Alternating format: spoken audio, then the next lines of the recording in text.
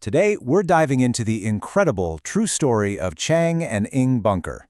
They were, of course, the original Siamese twins, and their journey from a sideshow curiosity to fiercely independent men would challenge everything the 19th century world thought it knew about identity. So let's start with a big question. What does it really mean to be an individual? We're going to explore this by looking at the lives of two people who had to answer that question every single day. For them, it wasn't just some philosophical idea. It was the most literal, physical reality you can possibly imagine. All right, let's go back in time. Our story kicks off way back in 1811, and what was then the Kingdom of Siam. A birth there was seen not as a miracle, but as a terrifying omen, a sign that something terrible was about to happen. So Chang and Eng were born literally connected at the chest. For the King of Siam, this was a catastrophe, a bad omen, and he actually ordered their death. But their mother? No way. She refused to see a monster. She just saw her two boys, and her love and determination saved their lives. And because of them, the entire world would come to know the term Siamese twins. Now, their journey to the West wasn't something they chose. It actually began as a business deal for other people, and it marked the beginning of a long, hard fight for their own independence. Get this, in 1829, a Scottish merchant saw them swimming, and he didn't see two boys. He saw a business opportunity.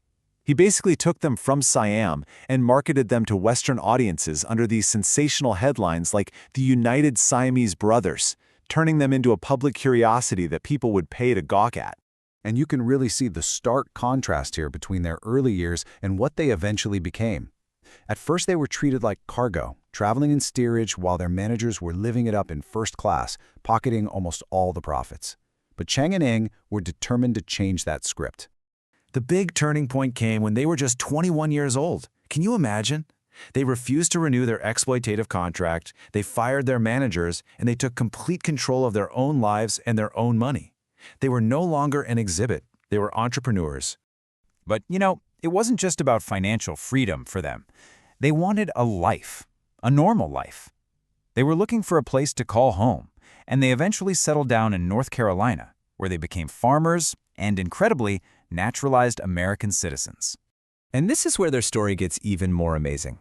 They continued to defy every single convention of the 19th century. They fell in love with and married two local sisters, Adelaide and Sarah Yates.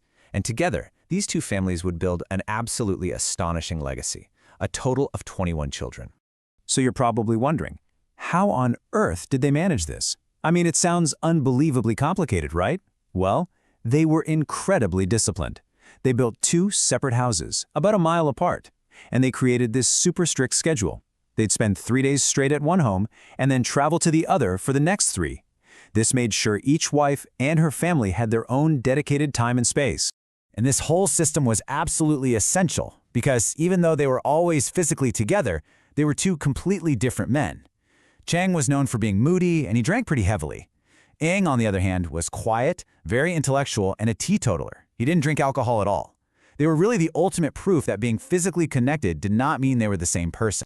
Their very existence forced 19th century medicine and society to wrestle with huge questions about identity, individuality, and the human body. Questions that, in a lot of ways, we're still debating today. Okay. So the medical term for their condition was Ziphopagus twins, which means they were joined at the sternum. But doctors back then couldn't really know the full picture.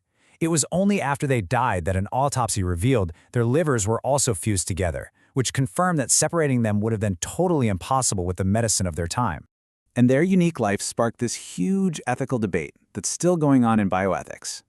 On one hand, you have the view that being separate is the norm, so their condition was a kind of deprivation that needed to be corrected. But on the other hand, maybe their shared existence was something else entirely, a unique two-in-one life that had its own kind of completeness. Then, in January 1874, their inseparable bond came to a tragic end. Chang, whose health had been getting worse, died in his sleep from a cerebral clot. When Eng woke up and found his brother was gone, he knew his own time was short.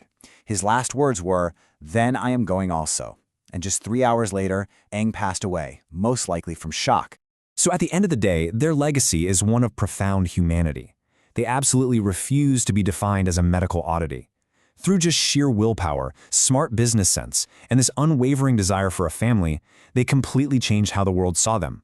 And they proved that a life of dignity and independence was possible, no matter what your circumstances are. The story of Chang and Eng really makes you think, doesn't it? It forces us to look beyond the physical. Yeah, their lives were bound together by flesh, but they were defined by their individual wills. And it leaves us with this really powerful question. What are the ties that truly connect us all? This story is drawn from documented medical history and focuses on the lives of conjoined twins, presented with accuracy, respect, and care. Thank you for watching the Conjoined Archives. Subscribe to continue exploring carefully researched stories from the medical past.